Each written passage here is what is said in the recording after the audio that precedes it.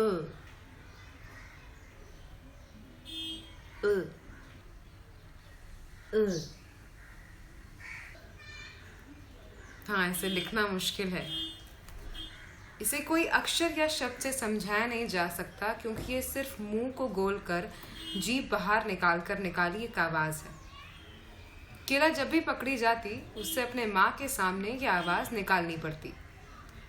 उसके कपड़े, स्कूल के झूले नाखूनों से साफ पता तो चल जाता था, पर मुंह खोल के जब तक जामुनी जीभ ना दिखे तब तक माँ के लिए चोरी की पुष्टि नहीं होती थी। केला का कहना था कि वो अकेले ये चोरी नहीं करती, उसके साथ उसके 3 और दोस्त हैं जो उसका साथ देते हैं। पर केला की माँ के लिए ये बात झूठी जान पड़ती थी। पड़ोस की चिंतामणि काकी के हिसाब से डगाल पर डंडा लेकर सिर्फ केला को देखा गया है। इस पर केला का कहना होता कि नीचे जामुन किसी को इकट्ठे भी तो करने होते हैं। जामुन की चोरी उस गांव में आपके और मेरे शहर की तरह आम बात नहीं थी। गांव का हर दूसरा पेड़ जामुन का था। काफी घरों की रोजी रोटी मौसम आने पर जामुन शहर में बेचकर चलती थी और बाकी मौसम दूसरों के खेत पर काम करके। कुछ घरों में जिनके पास खेत के साथ साथ जामुन के पेड़ भी थे, उन्हें गांव में जमींदारों का दर्जा दिया जाता था। केला के घर के नाम 5 खेत और 6 बड़े और 4 छोटे जामुन के पेड़ थे। जी हाँ, केला जमींदारों के घर से होने के बावजूद दूसरों के पेड़ से जामुन चुराया करती थी। अपने घर के जामुन के पेड़ों की रखवाली के लिए केला के बाप ने पहरेदार रख रखा था। और आप ही बताइए, अपने घर में चोरी करके खाने में क्या मजा जो पड़ोसी के घर से आता है। केला को बस अपने घर पर जामुन का पहाड़ देखने में मजा आता था। केला की अम्मा पेट से थी। पूरा घर इसी इंतजार में था कि केला का भाई आएगा या बहन। केला को घर आया मेहमान कभी नहीं पसंद आता था। जब भी कोई आता तो प्लेट में चाय के साथ साथ जामुन भी रखता। उसे देखकर बड़ा बुरा लगता था, पर इस बार उसकी चिंता बड़ी थी। घर में एक परमानेंट मेहमान जो आने वाला था। केला गुस्से में अपने माँ के लिए बने लड्डू छुपा देती थी या गोद भराई के लिए इकट्ठा किए हुए सामान को बिगाड़ देती। ये सब देख केला की दादी ने केला से कहा, देख, गुस्से से काम नहीं चलेगा। दूसरा जो आएगा वो आके रहेगा। और दुखी क्यों होती है? क्या पता वो जामुन चुराने में तेरा साथ देगा। केला बोली, फिर तो हिस्सा बांटना पड़ेगा। नहीं, ये मैं नहीं होने दूंगी। और वैसे भी अम्मा चाहती है कि आने वाला खेती नहीं करे, वो डॉक्टर या मास्टर बने। दादी ने पूछा, तू ये बता, तू बड़े होकर क्या करेगी? इस पर केला ने कहा, मैं बड़े होकर अपने घर के पके जामुन शहर में बेचूंगी। पर अगर तेरा भैया आया और डॉक्टर या मास्टर नहीं बना तब तो सारे जामुन के पेड़ उसके, तेरे पास क्या रह जाएगा? अम्मा बोली। केला के मन दादी की बात घर कर गई। उन्होंने उसकी उलझन सुलझाने के बजाय और उलझा दी। अम्मा का 8वां महीना चल रहा था। इधर केला अपने स्कूल में आने वाले भाई या बहन का दाखिला भी कराई। स्कूल के मास्टर ने उससे कहा कि जैसे ही उसका भाई या बहन 3 बरस का हो जाए वो उसे अपने साथ स्कूल लाना शुरू कर दे। चलो, एक चिंता कम हुई, पर उसके मन में ये डर तब भी था कि अगर उसके भाई या बहन का मन पढ़ाई में ना लग के खेती और जामुनों में लग गया तो वो क्या करेगी। केला सुबह से घर के जामुन के पेड़ के डगाल पर बैठी यही सोचती रही। दोपहर के खाने का वक्त हो चला था। केला इकट्ठे किए हुए जामुन लेकर पेड़ से नीचे उतर ही रही थी कि उसके मुंह से जामुन की गुठली नीचे गिर गई। गुठली गिरी जमीन पर थी, पर पौधा केला के दिमाग फूट पड़ा। केला ने अपनी सारी झूठी गुठलियां इकट्ठा की और दौड़कर अपने स्कूल के रास्ते गई, जहां से शहर का दोराहा कटता था।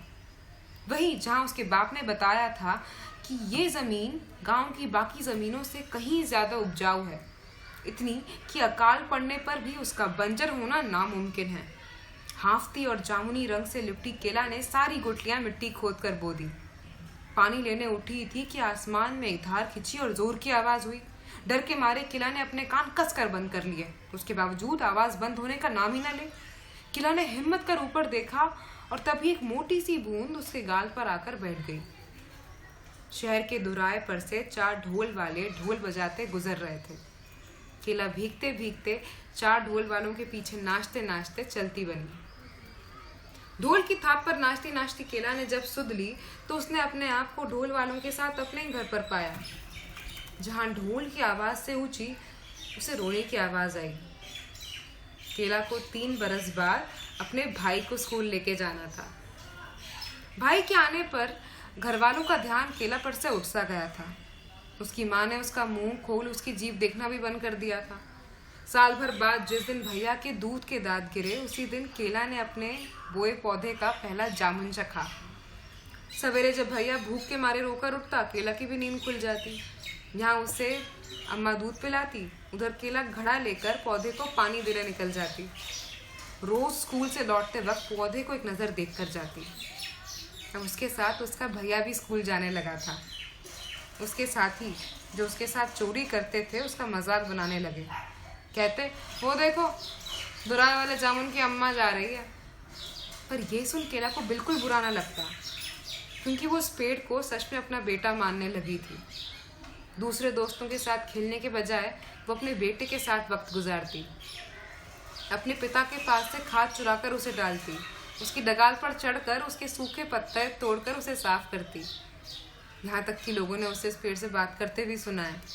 पड़ोस की चिंतामणि काकी जो पहले उसकी चोरी का पर्चा बांटती थी, उन्होंने सुना है कि वो उस पेड़ से कहती है, देख तू जल्दी बड़ा हो जा, देख भैया तो तार के खंबे की तरह बढ़ रहा है, तू उससे भी लंबा हो जा। भैया की हर सालगिरह पर घर के साथ साथ दुराई वाले जामुन के पेड़ के नीचे भी भंडारा होता। ये बात केला के घर वालों को बिल्कुल ना भाती, क्योंकि उस पेड़ को लेकर अब तक गांव में उनके घर का काफी मजाक बन चुका था। पर केला की जिद के सामने किसी की भी ना चलती। पौधा पेड़ बनने की कगार पर था। 8 बरस बाद उस पर झूला भी डल गया। केला 15 साल की हो चली थी। उसके घर वालों को केला को देख उसकी चिंता खाए जा रही थी। कई तांत्रिक बुलाए, फलाने झाड़ फूक हुए, पर कोई असर ना हुआ। इधर दादी के दिन पूरे होने वाले थे। उन्हें जाने से पहले बस केला की विदाई देखने की इच्छा थी। सो घर वालों ने केला की ब्याह की तैयारी शुरू कर दी।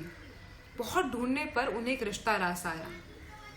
शहर का एक लड़का जो मैट्रिक की परीक्षा दे रहा था, उसे उन्होंने केला के लिए पक्का कर लिया। पर पंडित से बात पता चली कि केला को भारी मंगल है। कई सारे गणित जोड़कर एक बात सामने आई कि केला का मंगल उससे उसके भाई के कारण है। इसका उपाय उन्होंने बताया कि केला का ब्याह पहले किसी ऐसे पेड़ से करवाना होगा जो भैया की उम्र या उसके आसपास का हो। सही, बिल्कुल सही। जो बात आपके दिमाग में आई वही बात घर वालों की भी आई। कहते हैं कि मंगली की शादी अगर पेड़ से करवा दें तो कुछ ही महीनों में वो पेड़ सूख कर मर जाता है। घर वालों के लिए मौका तो ऐसा था कि सांप भी मर जाए मगर लाठी भी ना टूटे। केला को पेड़ से शादी वाली बात के बारे में पता था, क्योंकि उसके घर में वो पहली मंगली नहीं थी और उसे इस रिश्ते से ऐतराज भी नहीं था, क्योंकि उसे शहर जाने का मौका मिल रहा था। वो दिन भी आ गया जब केला के ब्याह होने थे। दिन में दुराए वाले जामुन के पेड़ से और रात को उसके शहर वाले दूल्हे से। केला सज सवर कर तैयार पहले पेड़ से ब्याह करने के लिए बाकी रिश्तेदारों के साथ निकल गई, मगर इस बात से अनजान कि कौन से पेड़ से। उसके काका की बेटी की शादी तो केले के पेड़ से हुई थी और उसे भी यही बताया गया था। 4 ढोल वाले ढोल बजाकर आगे चल रहे थे, जिनके आगे केला का भैया नाच रहा था। गाते बजाते पूरा झुंड दोराए पर पहुंचा। केला ने सर उठाकर देखा तो उसे घूंघट की आड़ से कुछ समझ न आया। सामने एक पेड़ का तना दिखा जो मौली के धागे और सिंदूर से लिपटा हुआ था। वो आगे बढ़ी और पेड़ के पास जाकर बैठी ही थी कि उसके गाल पर एक मोटी सी बूंद आकर बैठ गई। केला ने ऊपर देखा। उसका बेटा जामुनों से लदा उसकी तरफ देख रहा था। केला कुछ कर पाती उसके पहले ही गांव की बाकी औरतों ने उसे पकड़ लिया और जबरदस्ती पेड़ के सामने बिठा दिया।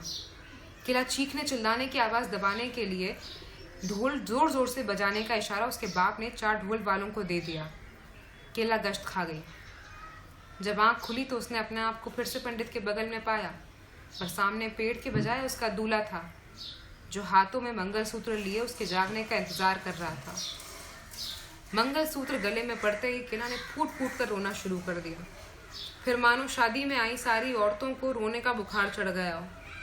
जिसमें से एक चिंतामणि काकी नाक सुड़क सुड़क कर अपने पास वाली औरत से कह रही थी, सत्यानाश हो उस दुराए वाले जामुन का, मुँह जाने कैसा भूत चढ़ गया था लड़की पर, देवी मैया की कृपा हुई। किला शहर में सब भूल अपनी पढ़ाई पूरी करने में लग गई। घर बाजार परिवार से ऐसा रिश्ता बन गया कि उसे अब गांव की याद भी कम आया करती। गांव से अगर घर के जामुन आया करते तो वो उन्हें हाथ भी ना लगाती।